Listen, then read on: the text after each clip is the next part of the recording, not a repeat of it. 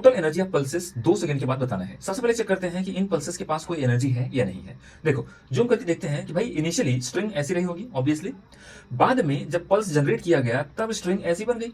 इसका मतलब ये वाला जो रीजन है, पल्स वाला रीजन, स्ट्रेस्ड कंडीशन में है, ये एलोंगेटेड कंडीशन में है। इसका मतलब इसमें इलास्टिक पोटेंशियल एनर्जी तो स्टोर हो जाएगी due to elasticity of string.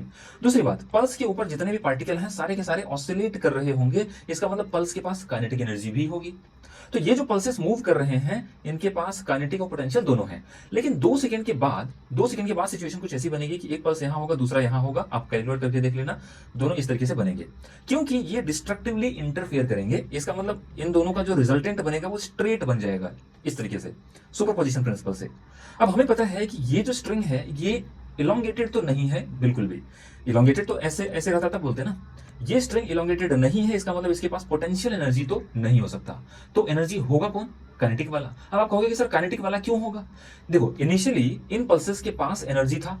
Energy conservation से मैं कह सकता हूं कि इस कंडीशन में एनर्जी होनी ही चाहिए, भले ही वो पोटेंशियल के फॉर्म में नहीं है, काइनेटिक के फॉर्म में तो होनी ही चाहिए। यही रीजन है कि प्योरली काइनेटिक के फॉर्म में। अब भाई देखो प्योरली पोटेंशियल हो नहीं सकती क्योंकि पोटेंशियल जीरो है इस कंडीशन में, ये भी नहीं हो सकता, ये तो हो नहीं सकता क्योंकि एनर्जी कंजर्वेशन। तो फिर यही आंसर होगा।